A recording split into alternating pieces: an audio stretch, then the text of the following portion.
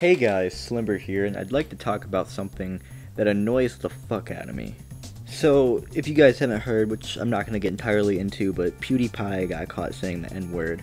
I already gave my opinion on another thing he did, which fits this. The video is called PewDiePie the Nazi.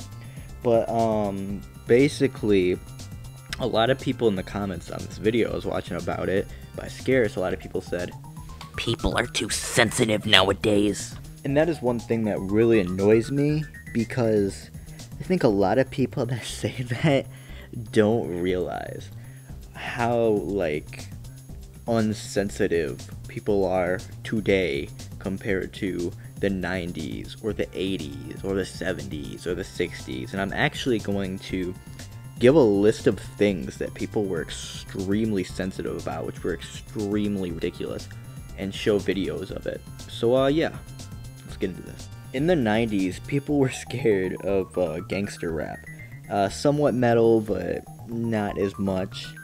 They were also kind of scared of video games, but that didn't really become more of their fear until the 2000s, the early 2000s. But here's a clip of fucking a news place trying to be like, oh, gangster rap's evil. Artists call this an infringement on their right to free speech. Critics say the artists have a right to say whatever they want, but others also have the right not to hear it. Rappers like Farside say they're just reflecting street life. I'm not trying to be no bad man and say bad things. I just talk about what I see. Rap opponents say they're fighting to save a generation. It won't be easy.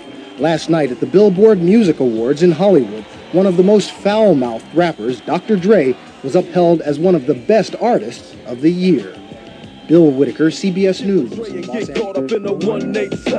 Rap always has sparked controversy with its in-your-face rage, but as rap has muscled its way to the top of the charts, has it grown too violent and vicious?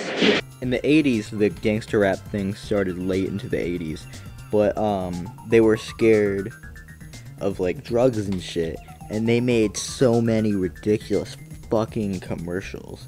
They were scared of marijuana. Okay. They had so much bullshit in this commercial, in these commercials, that could be fucking, debunked easily. So I'm gonna play one of these.